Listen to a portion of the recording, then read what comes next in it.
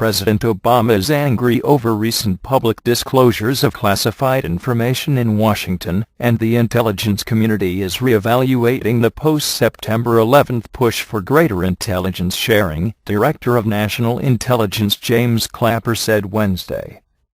"We are working on information sharing initiatives across the board," Mr. Clapper said in a speech. "But the classic dilemma of need to share versus need to know is still with us, and I would observe that the Wikileaks episode represents what I would consider a big yellow flag. I think it is going to have a very chilling effect on the need to share."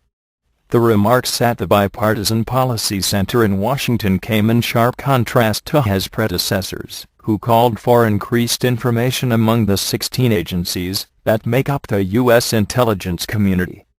Indeed, the need for greater interagency intelligence sharing was a key feature of not only the September 11th Commission's final report, but later reviews of U.S. government lapses in attacks, like the Fort Hood massacre and the near-bombing of a Northwest Airlines jet on December 25. Wikileaks, a website that gathers and releases internal documents, made public in July thousands of U.S. military field reports from Afghanistan that included sensitive information, such as the identities of Afghan nationals who spied for the United States.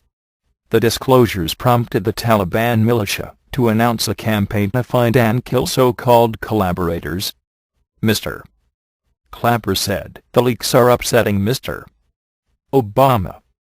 I was at a meeting yesterday with the president," he said.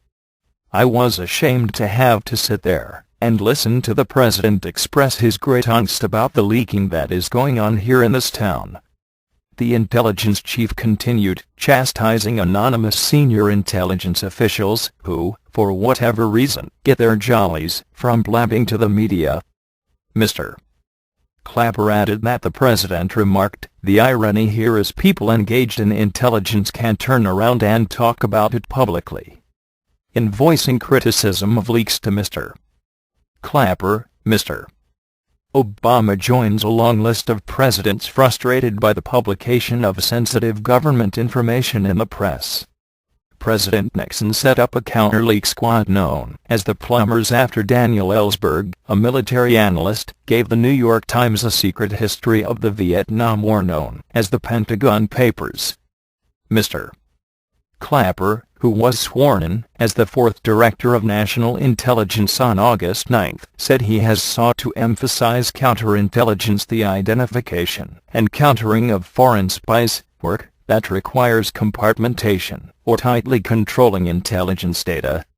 "There is always this dilemma between compartmentation and sharing and collaboration, and all that sort of thing," he said.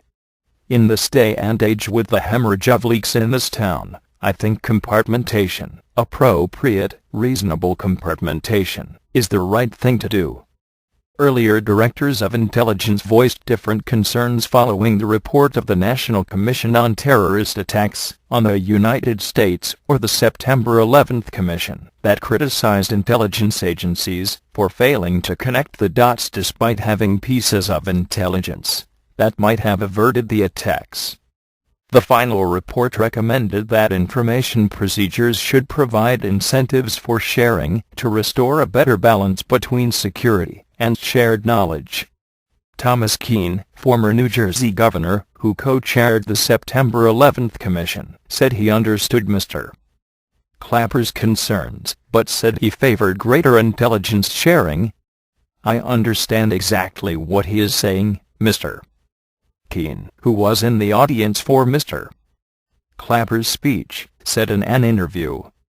"On the other hand, if the agencies cannot exchange the bits of information they have, we can't always put together the puzzle that captures these guys and stops these plots." Representative Mike Rogers, Michigan Republican, and member of the House Permanent Select Committee on Intelligence, said he thought Mr. Clapper's remarks on intelligence sharing were very reasonable. "For people who say give everything to everybody, that is not a good way to go about the intelligence business," Mr. Rogers said. "The struggle is finding the balance." Mr.